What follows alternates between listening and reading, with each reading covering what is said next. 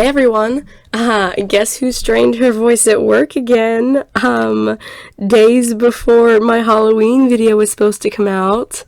Me, that's right, I did it again. Yeah, so my voice is a little bit rough today. I hope y'all won't mind. I had already scripted the video and I got all the recording and stuff done for it.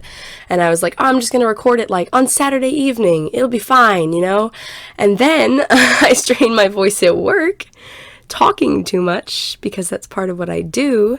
And I was like, oh, crap. But anyways, it's not too bad anymore. I've drinking a lot of water. So, happy Halloween, guys! Today's been a really good day so far. I know this video is coming out a little bit late, but that's again because I had to wait until my voice could wake up and warm up.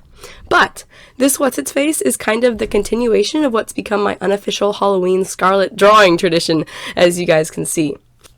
Today's Halloween video is going to center mostly on the art this time. Last year I talked more about redrawing old art, so this year's video might be a little bit more helpful to you. For those of you who haven't been following me for a year or who didn't see my previous Halloween video, check out the link in the top right corner now.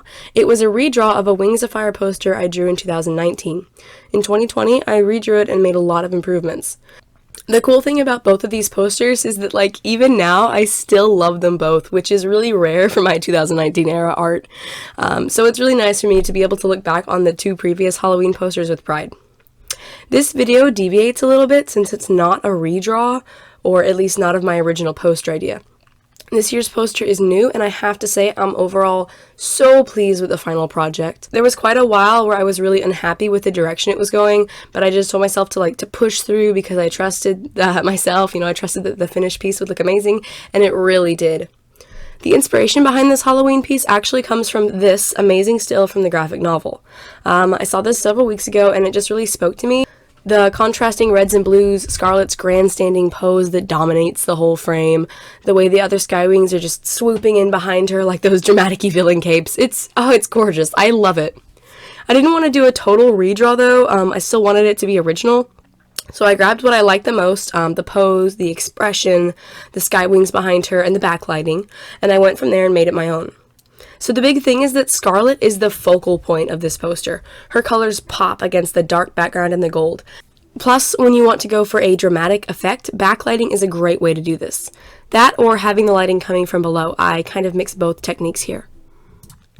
I did change the color scheme a little bit, changing the blue tones for dark red-hued grays and blacks. For me, this just makes the piece seem darker and gives her a more intimidating look overall. Scarlet is such a fun villain. I love that even though she's the OG villain from the original book, she's still a huge part of the fandom, and she's almost become a mythical type antagonist. Even though we've seen plenty of villains since Scarlet, nobody can beat her attitude and her casual cruelty and her style. She's a great poster villain, and I love that we as a fandom get a character like her, almost like a boogeyman, someone who's so bad and so old by now that it's almost it's just standing in the shadows. She's always gonna be the best villain. Anyways, I wanted this poster to kind of reflect that aspect of her character and what it means to the fandom. Scarlet is dead now, but she's never going to be gone.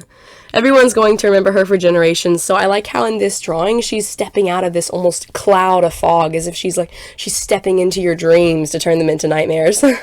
I kind of mixed her book 1 unscarred face with her Dreamstone appearances from later books, because in a way she's timeless now.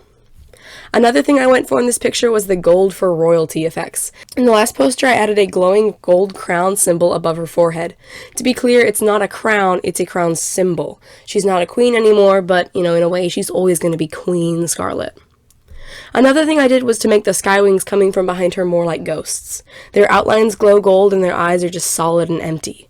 Combined with their two wide grins and their grasping two long claws, the effect is of ghosts surging up behind her to complete her evil plans.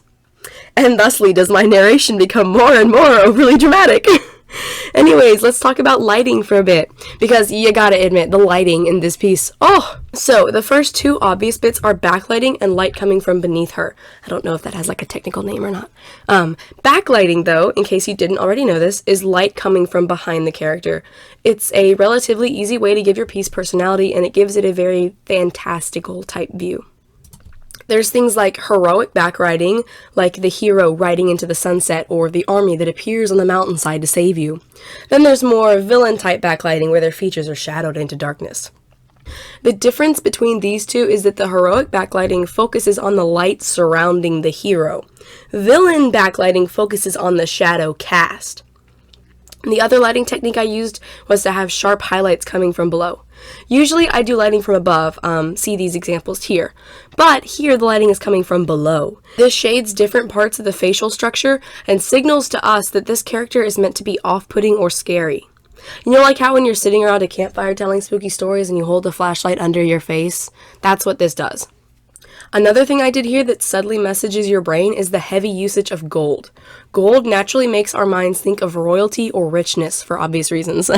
So the heavy, almost overuse of gold in this piece reminds us that she's not just any villain. She's rich and she's powerful and she has a flair for fine things.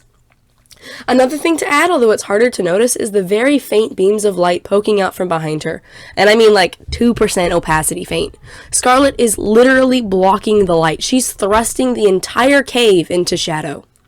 I'm just gonna say it, that's a metaphor with like a big glowing neon sign pointing to it.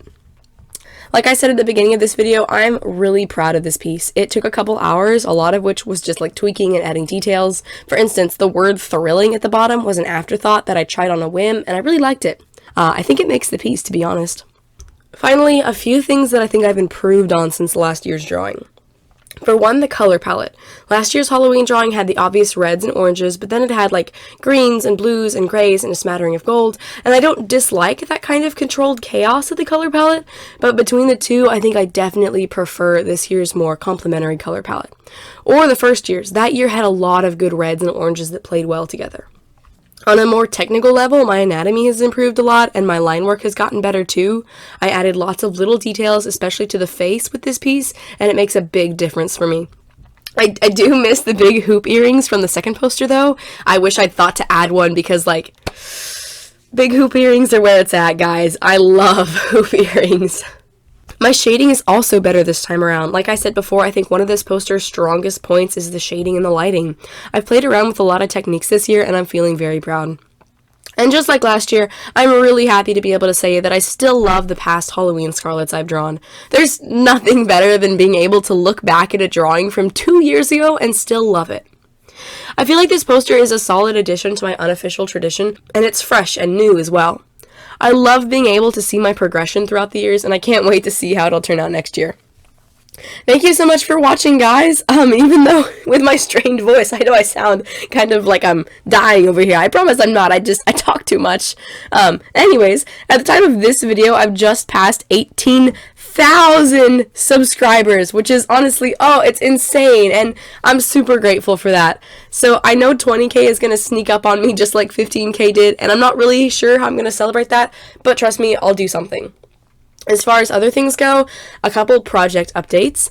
Safe and Sound is fully scripted and about 50% storyboarded, so not a whole lot done there, but it is scripted and that's good.